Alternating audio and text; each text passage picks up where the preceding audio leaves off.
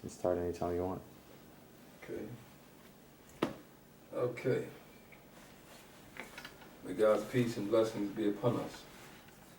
These are documents that we have spread out on the table that relate to the application and finalization of a residential loan that is applied for. These documents have been put together by very masterful commercial multi-billion-dollar whales, I would call them. Whales are sharks on the Sea of Commerce. And none of us who have our little meager earnings, our tidbit, so insignificant financial strengths in the world of commerce could ever compare with them. So when you get a notice or you go into something with Wells Fargo, JP Morgan, Chase, Citicorp, Bank of America, American Express, these are multi-billion-dollar commercial whales on the ocean of commerce. And we enter into financial transactions or financial relationships, commercial and private. At the top of each page or letter that they send you is the name of their corporation or what they represent. So if you get a notice or you're entering into or about to sign something from a multi-billion-dollar profit-making entity, you have to be extremely cautious. Proceed with caution, because there's no way in your right mind that you should believe that a multi-billion-dollar conglomerate is going to enter into a relationship with you that will be profitable to you and not to them. So you have to beware, because anytime we enter in such a type transaction, a transaction that you engage in, whether it be private or commercial, you want an equal playing field. So you already entering to a financial or commercial transaction where there's no equality between you and the one that you believe is going to give you something to your advantage. That's an absolute. Absolute. I don't even have to think about it. I don't even take a rocket scientist to figure it out. You're not entering into a relationship or a commercial transaction that you're on a level playing field. You can't be on a level playing field with Wells Fargo, Bank of America, JP Morgan, Chase, Bank of America.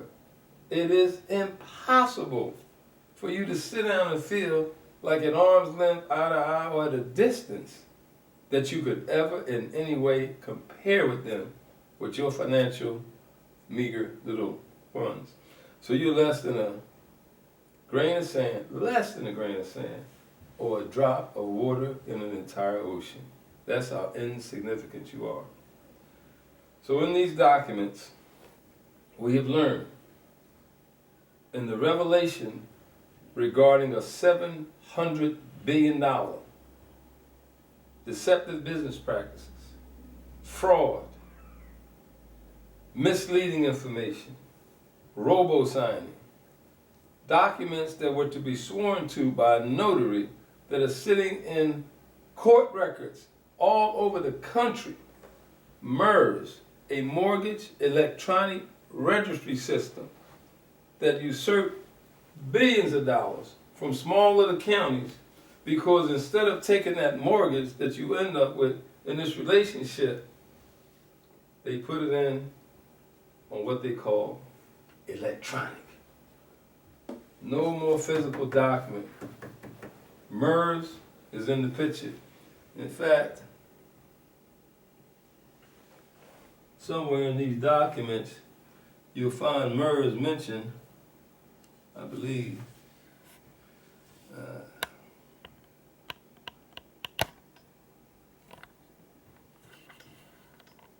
Well, somewhere I'll show you.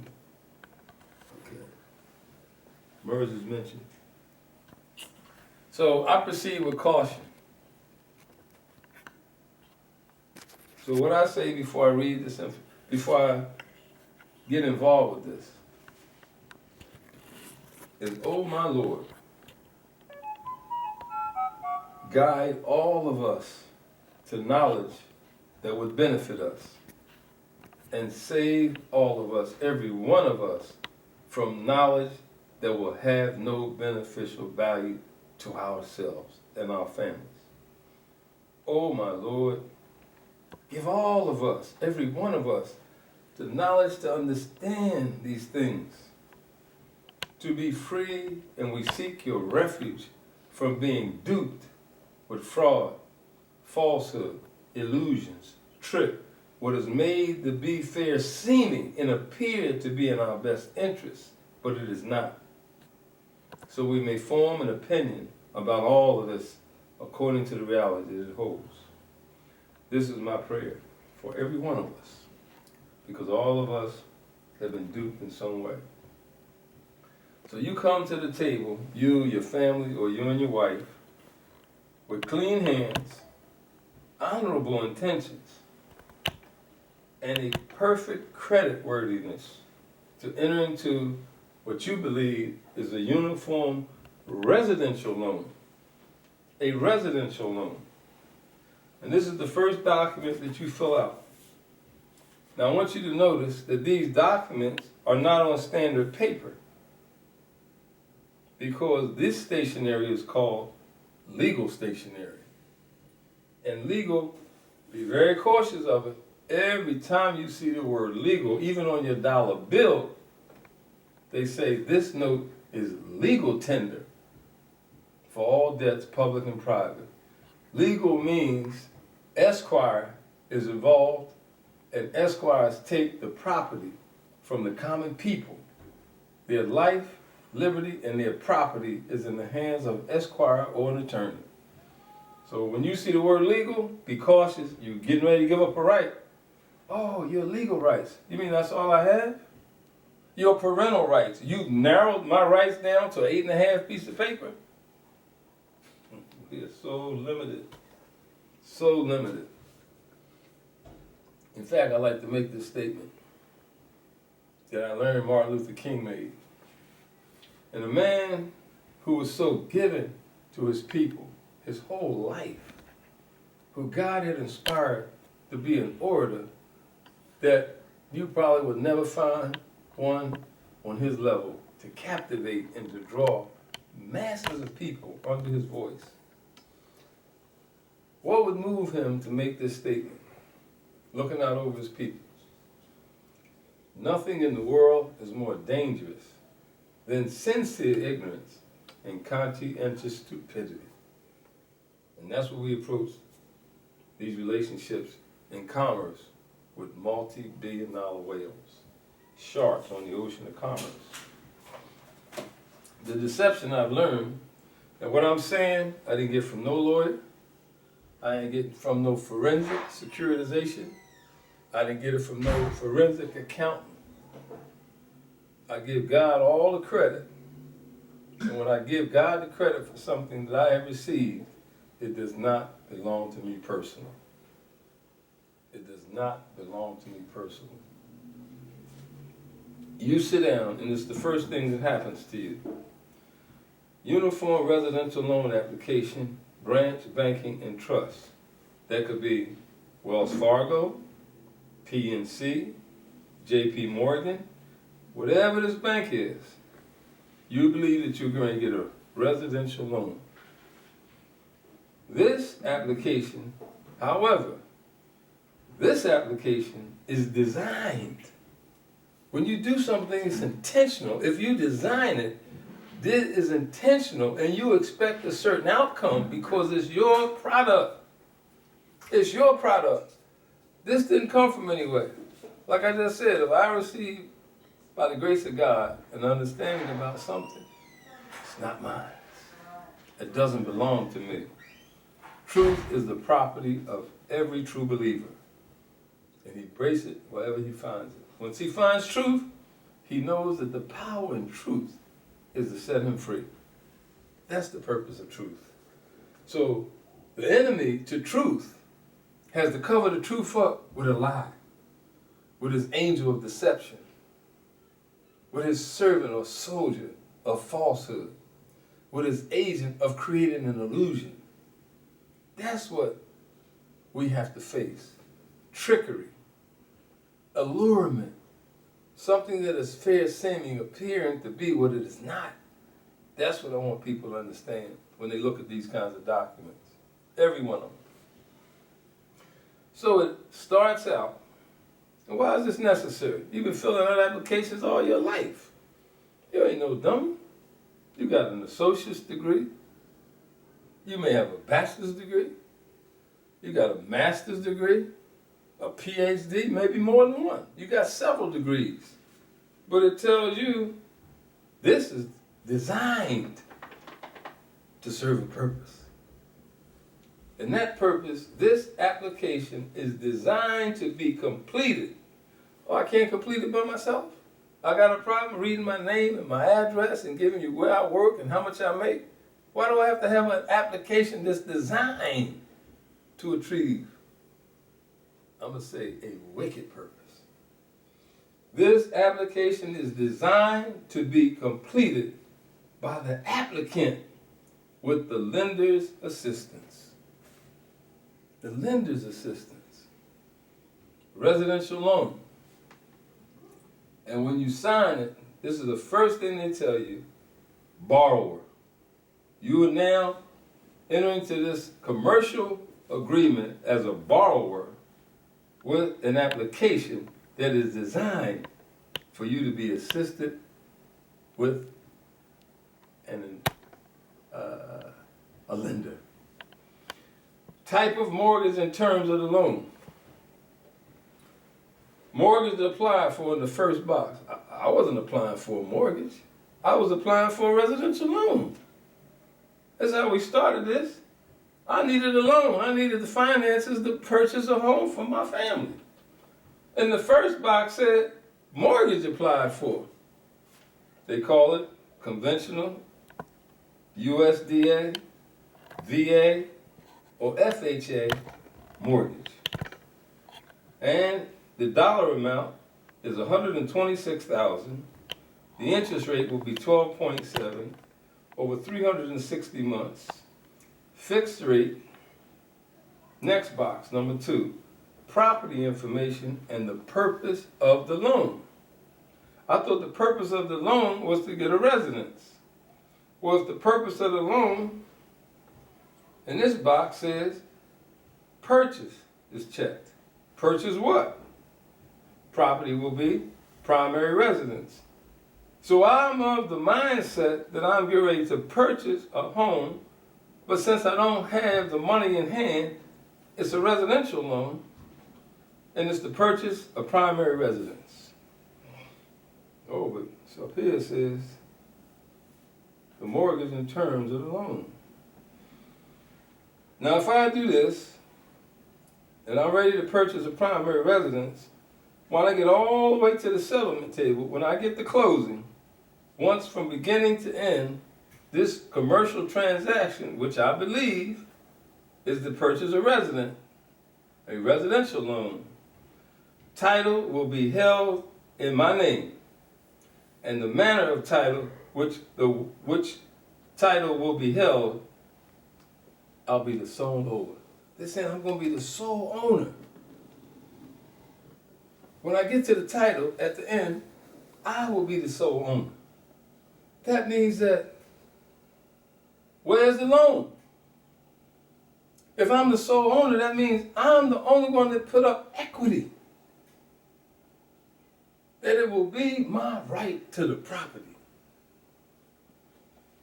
So I want to get this loan, and they tell me, here's my note.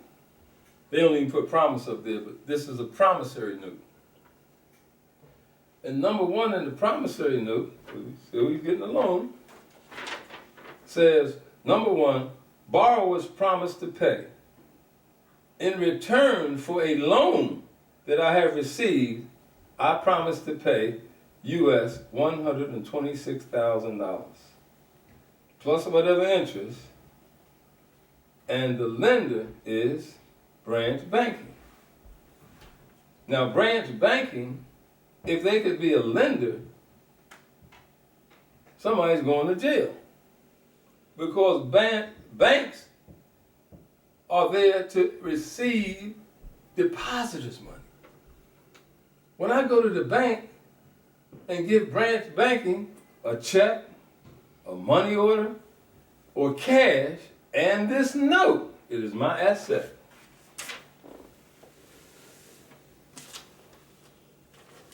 And they are liable to just hold it and protect it for me until I come back to get it.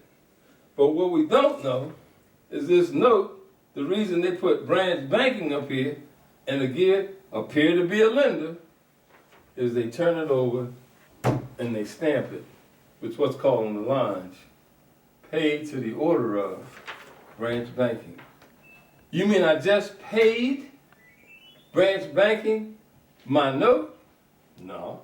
You just made branch banking a conduit or a servicer from this point to the settlement table.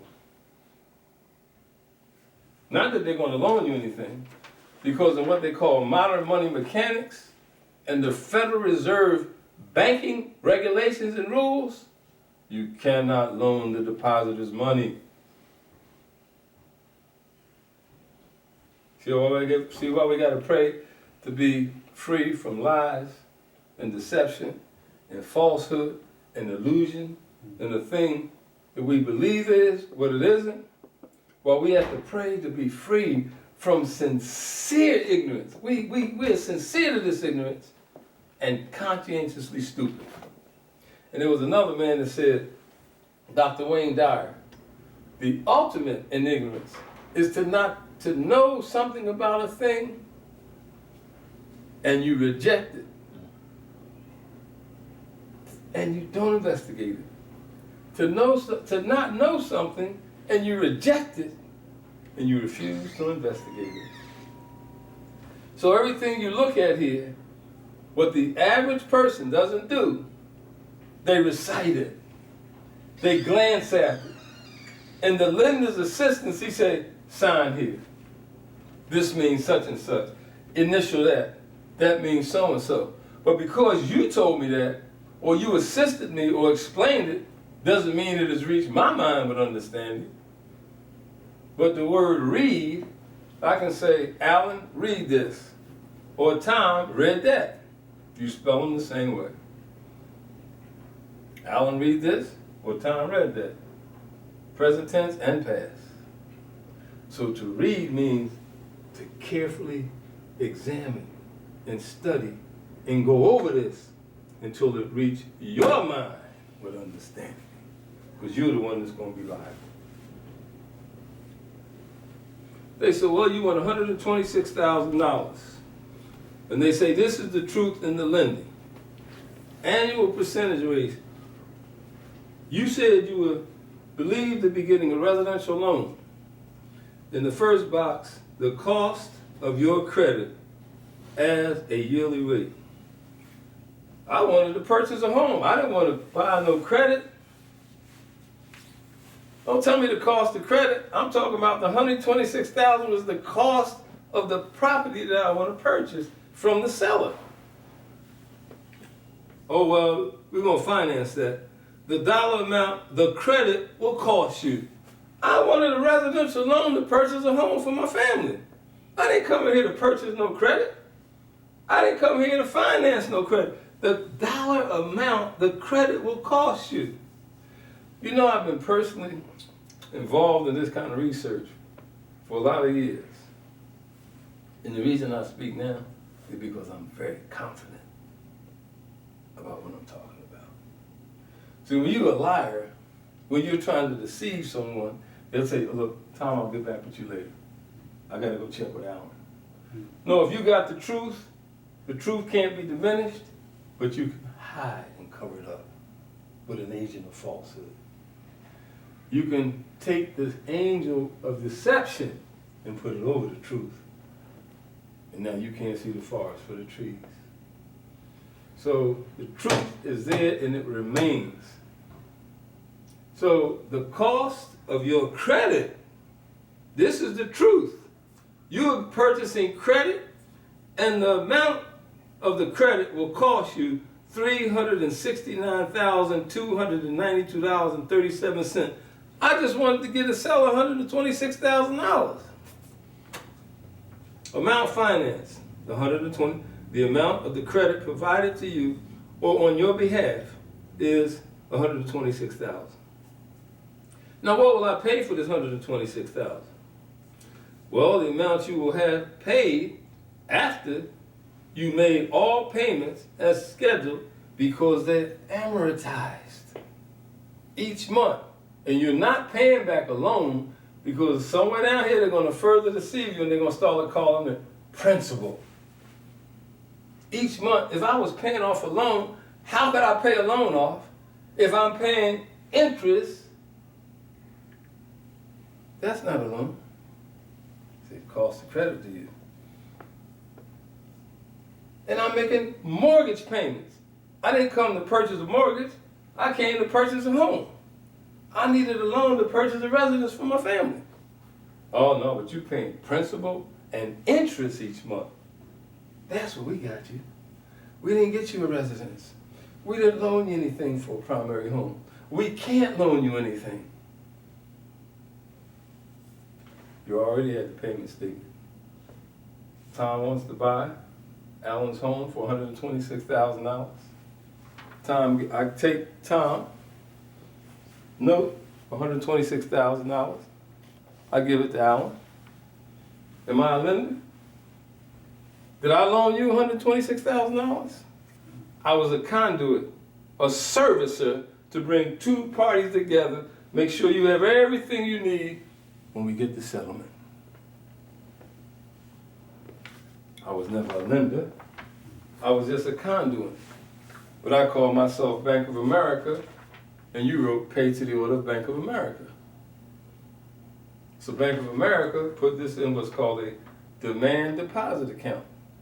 You walk in the bank with $126,000 in cash. Oh, thank you very much, Mr. Brandon. This will be in your account today. You walk into the bank with a check. Oh, thank you very much, Mr. Brandon. This will be in your account no later than business day tomorrow. Oh, thank you, Mr. Borbach. I don't mind me using your names. Okay. Here's a cashier's check I got from Bethlehem Steel. Not a problem, Mr. Borbach. This will be in your account. You should be able to negotiate it within 3 business days. Oh, now what do you want to do with that? Well, tell you what. Once that clears, I'd like for you to put it into a CD or a money market. Now you got a negotiable instrument called a CD. Equal in value to what you gave them. All paper. You didn't go to Allen with $126,000 in Federal Reserve notes, but you gave him something equal in value as a negotiable instrument. And negotiable instruments are checks, cashier's checks, what they call US dollars. It's all equivalent in value. But you changed the value of this $126,000 and they got you to pay them for credit, pay them for financing, and you turned $126,000 into $500,000. That's not a loan. That's an exchange? No. That's criminal. This is deception at its highest level on the high seas of commerce. So when they finally got caught, they were so greedy, they got people in sweatshops signing that they're the vice president of the company. They got a notary seal who's absent from witnessing the signature, and he's off somewhere just taking in money. Falsified documents sitting all over the country. $700 billion bailout. Well, here's your mortgage. I said yesterday that when do we use the word morgue? When is the word morgue used in our family? Somebody dies. In death. Now what happens in death? The medical examiner, the forensic medical examiner, is the only one who is licensed and permitted to make the determination of the cause of a human being death. Right? They don't usually do autopsies to determine the cause of death for some animal or fish, because we kill them all day long. We don't need no permission to kill them, or we ain't going to jail for killing a chicken or a cow or a steer and eating it. But not a human body. When the human body came up, it may have been foul play. So we need to know if there's any criminal charges that need to be brought to someone who's committed murder or homicide or caused the death of someone. So you go to the morgue. And the medical examiner, he got a slab, like this table, where we just laid out all these mortgage papers. He does an autopsy. So he said, well, man didn't die from bullet wounds, wasn't stabbed, he wasn't strangled, wasn't suffocated, no sharp instrument, or we could see that may have injured his brain. They said, oh man, this guy died from, wasn't no narcotics, wasn't an overdose of narcotics. So he must have died, his expert determination, the medical examiner said, this man died from an overdose of apple cider vinegar and baking soda. He writes that on the certificate, solid, conclusion, cause of death. Calls the family, you can come pick up the remains. You can come get the dead body and dispose of it in whatever lawful manner that you want. Your religious preference, to burn it, go ahead and cremate it. We got a place for you to do that. You want to do it according to your religious belief, put it back into the earth from whence it came, with all the other mineral rights, you know what I mean, and deposit it there, it's lawful for you to do that. But that dead body, you're going to find a way to get it from around you. You can't stand it, you can't smell it, you can't tolerate it. It's not to be among living human beings anymore. There's no more connection with it. So you heard more in your family when it was dealing with death. But you sign now a document called death pledge. Death pledge. You mean to tell me you gave me something, but because I can't see the reality of it, it's dead. You give me a dead instrument to put my signature on. Well, how you do that? Well, definitions. Words used in multiple sections of this document are defined below. Oh, they're going to define in this document. We're not going to use Merriam-Webster. We're not going to use a dictionary. Why do we need you to define the names in this document?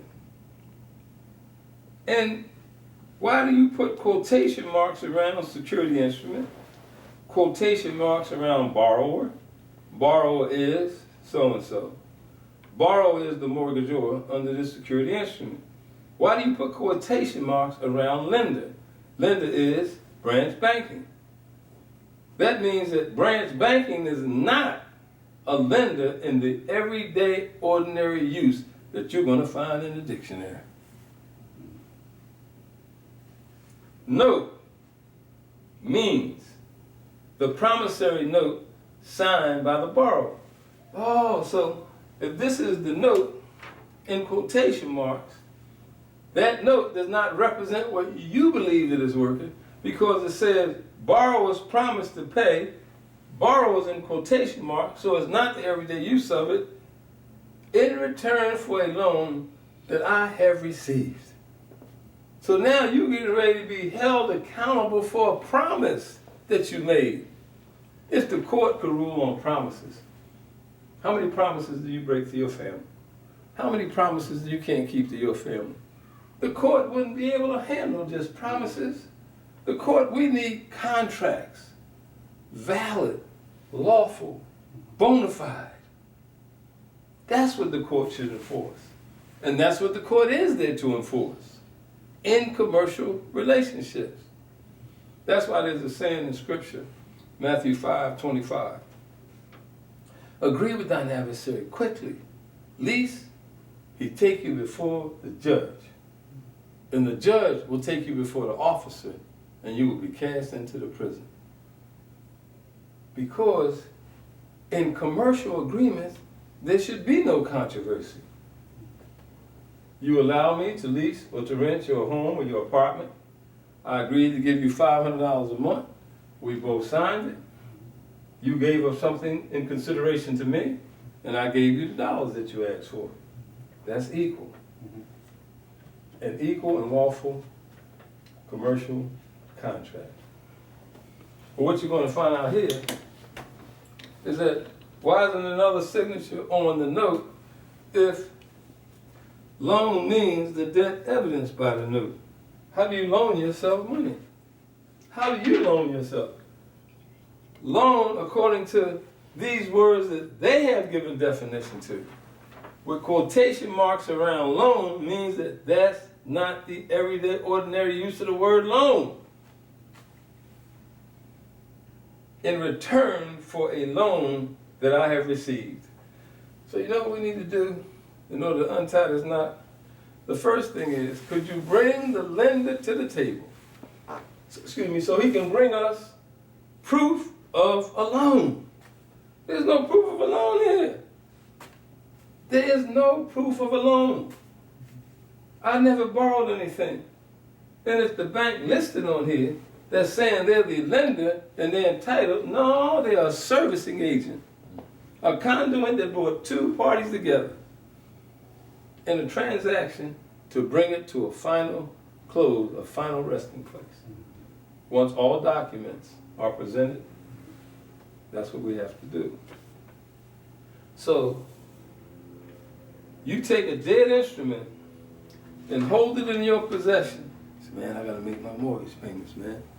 I'm behind on my mortgage payments, man. If I get behind on my mortgage payments, what's gonna happen? Well, terms and conditions.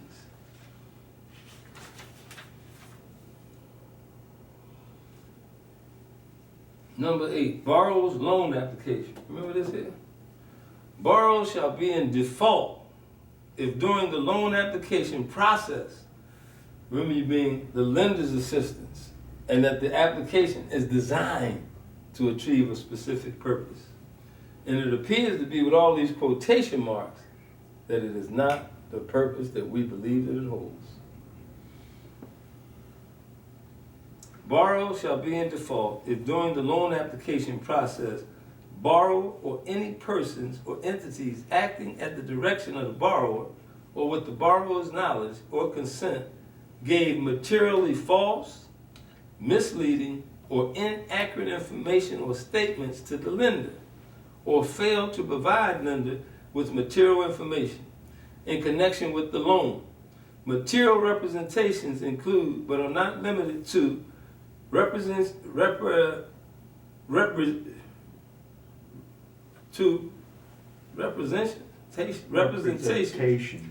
concerning borrower's occupancy of the property as borrower's principal residence. And that simply means that you have to fill out that you're going to occupy this space here, all this certain allotted piece of land, as a family dwelling or your residence.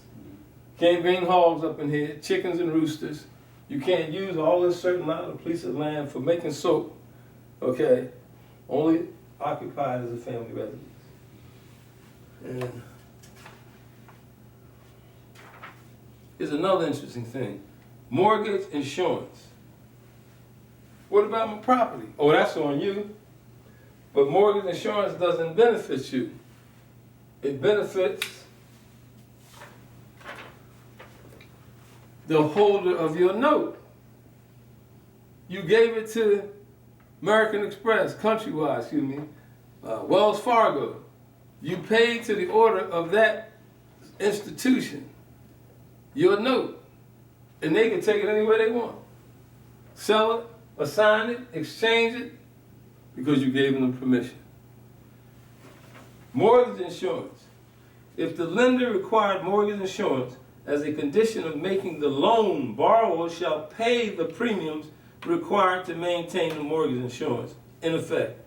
If for any reason the mortgage insurance coverage required by the lender ceases to be available for the mortgage insured, that previously provided such insurance and borrower was required to make separately designated payments towards the premiums for mortgage insurance, borrower shall pay the premiums required to obtain coverage substantially equivalent to the mortgage insurance previously in effect, at a cost substantially equivalent to the cost to borrow of the mortgage insurance previously in effect. If substantially equivalent mortgage insurance coverage is not available, borrower shall continue to pay the lender the amount of the separately designated payments that were due when the insurance coverage ceased to be in effect.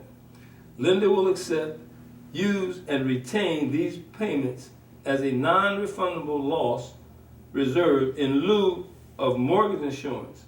Such loss reserve shall be non-refundable, notwithstanding the fact that the loan is ultimately paid in full, and lender shall not be required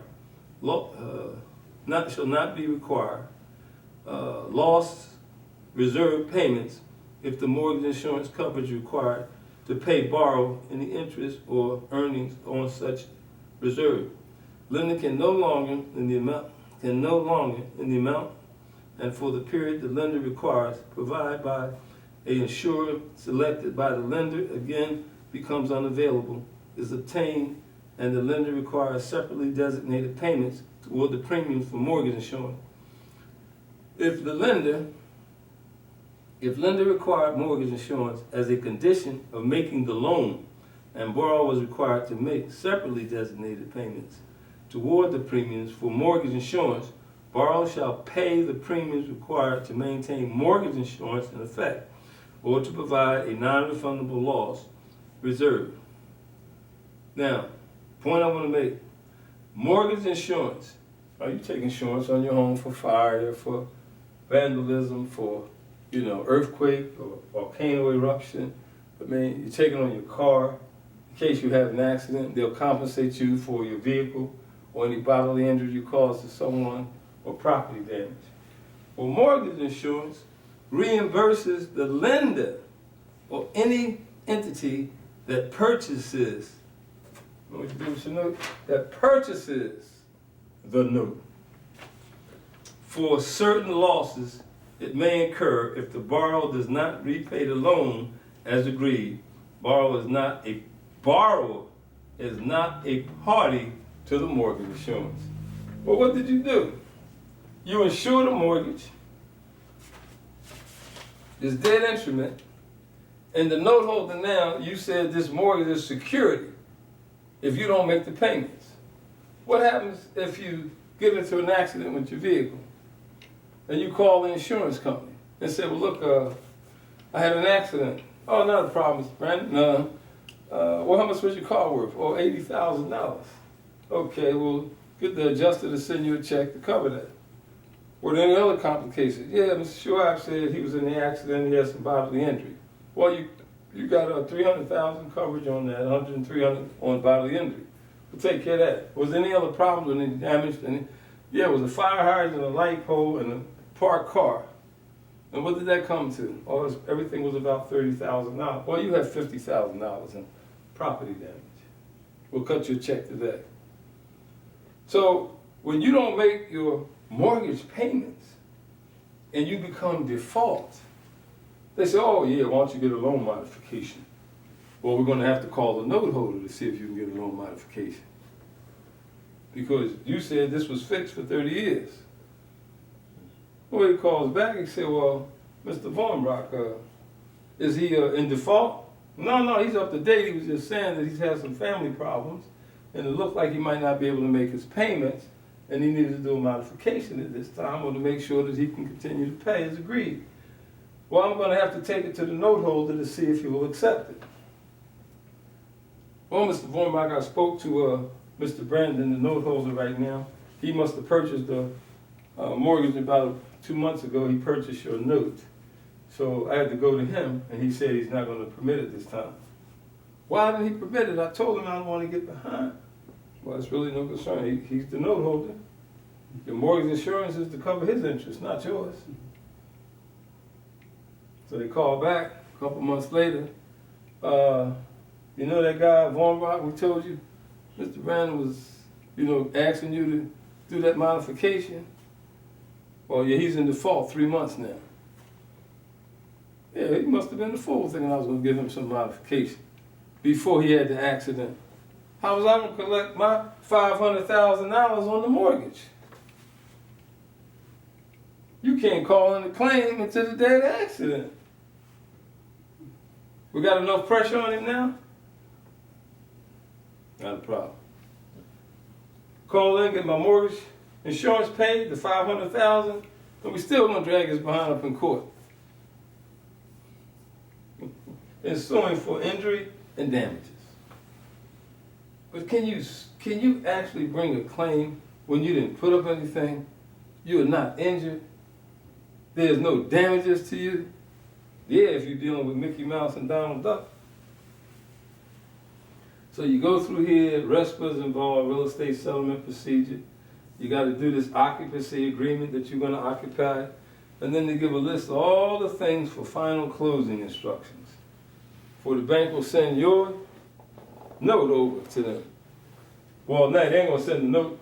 They're going to take the cash, the equivalent to your note. They ain't going to send the $500,000 to the settlement table. They're going to send the $126,000 that you applied for to the settlement table. They'll take care of you getting that $500,000 later. Because you're going to get them that over a period of 30 years. Unless you default and the note holder calls his claimant to get paid. Now this is very interesting. You're at the settlement table and they tell you this is the borrower and this is a summary of the seller. Well, there's only two things going on here.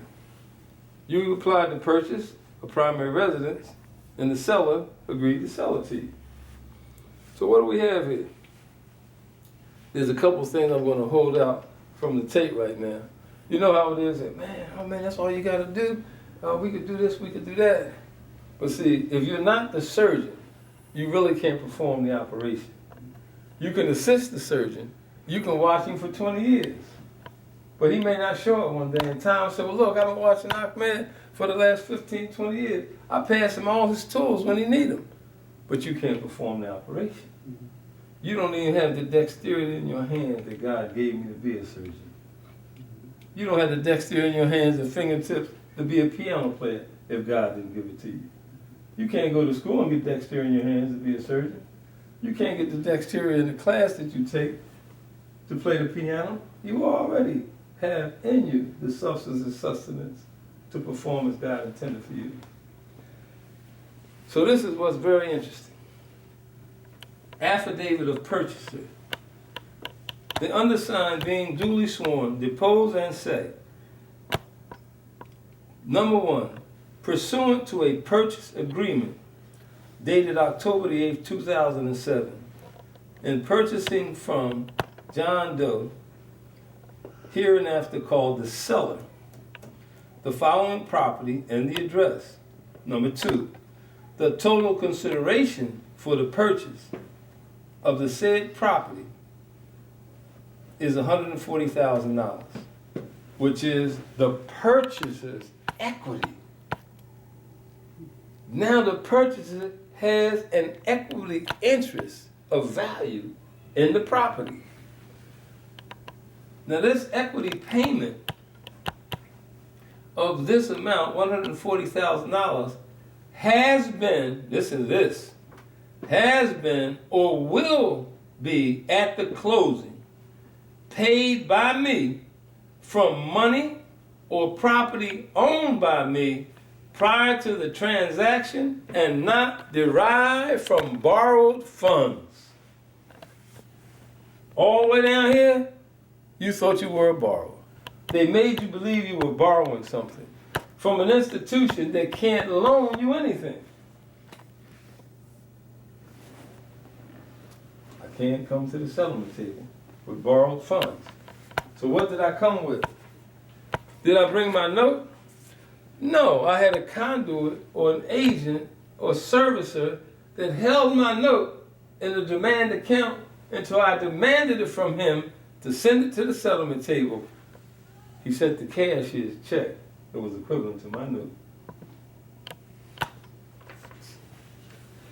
So now, there is no agreement or understanding under which any portion of the purchaser's equity payment or mortgage proceeds is to be refunded directly or indirectly. So once you get to that settlement table, they lock you down. No such refund has been made, nor will any such refund be accepted. So what does the seller say? The seller, now these are sworn statements. This is not just something written on a piece of paper. These have been notarized and sworn to by the purchaser and the seller in this transaction. The seller on the subject property does hereby make the following statements. I acknowledge the receipt of payment in full in the amount stated in the contract or the purchase for the purchase of the property. The seller said they got the full amount. I declare that the purchaser of the said property are in no way indebted to me, the owner of the property, saying at the settlement, they don't owe me nothing. I declare that the purchaser of the said property in no way indebted to me. To the best of my knowledge, this is sworn to, or belief, and my belief, the said purchaser do not have outstanding any unpaid obligations. Here's the settlement sheet. Any unpaid obligations contracted in connection with the purchase, or if it was a building, it was being built, the construction of said property, other than if he is so sincerely ignorant and conscientiously stupid that he wants to attach a mortgage in favor of some lending bank that never loaned him anything, that was never a party to the transaction. And what did it say on this application down there, Tom? After you get the closing, it says, borrowed information. It says property information and purpose of the loan. Purpose of the loan was the purchase, and the purpose of the loan was the purchase of primary residence. We learned a lot more than that. So once we do that, purchase of residence, the title will be held in what name? And here's the title. The title will be held in the manner as sole owner. Well, where's the bank? Where's the lender? Who else has equity? I thought we were getting a residential loan. And the seller said that the purchaser is nowhere indebted to me. They don't owe me anything. The only thing on that deed is your name and your wife's name. Because you are the only two that have any interest, except that you allowed them to deceive you into purchasing mortgage applied for. Now, there's a lot going on here, because fraud is when something is done intentionally. And I truly believe that this was not unintentional. They've been doing it too long and to too many people. That's why they have so many lawsuits being settled against. I just got a list. It should be on my email on all of the settlements. Not all of them, but ones we can come up with just for Wells Fargo. Mm-hmm. So what we're going to present now is that it appears that we may have been a victim of a criminal on the high seas of commerce. We came to this relationship, this transaction, to purchase a home with clean hands, mm-hmm. with good faith and honor, mm-hmm. with credit worthiness perfect enough to warrant that. And we believed that we were going to receive a residential loan. But somewhere in the course of all this, that didn't happen. And we've learned from all over the country, not innocent purchasers, the innocent ones, but they have duped cities and states these multi-billion-dollar whales on the ocean of commerce. Even the creation of MERS was an attempt to take this dead document, more electronic register. We got a lot of heat on us right now. So the big banks got together and said, we're going to have to find a way to get rid of them. These dead instruments, we can't have them coming in to the county clerk's office like this is sworn to, that they're the sole owners. We can't have that tissue paper sitting up in there with all those robo-signings, falsified notaries all over the country. Even the attorney generals who arrest criminals in commerce, they regulate them. So when we send a notice to known criminals with all those convictions on them for lawsuits, for discrimination, for deceptive business practices, we're going to tell them that we will notify you, Mr. Attorney General, Mr. Federal Trade Commission, bless you. We're going to send a carbon copy to you all because we feel that we are victims and we have been jeopardized, our integrity, our good faith, and our honor. And we call on you because you are regulated in these so-called commercial transactions. And we could be wrong. They may be free of any blame. But you know, you just can't be too careful nowadays. So, reasonably, a court holds you to what a reasonable or a prudent man would have done or should have done under the circumstance. So if you was in an accident, some people they have wreck chasers. They come up to the accident and say, look, here's my card, man, get in touch with me, I'm lawyer so-and-so. Mm-hmm. Or they try to they call it wreck chasing. Mm-hmm. So, Global Response Consulting, this is the name that I put on us. I told you this is like going to the morgue with a forensic medical examiner lays out a dead body to determine the cause of death. Well, we just laid out a transaction regarding a mortgage, which is a dead instrument. Mm-hmm. So I call this, the brothers I work around, we the MERS team. Mortgage Emergency Rescue Surgery Team. We got a doctor in the room, I forgot to drop that on her. Oh, you can cut that, man. We having too much fun. I never thought I had as much fun slaying dragons. Oh, man. Oh, boy.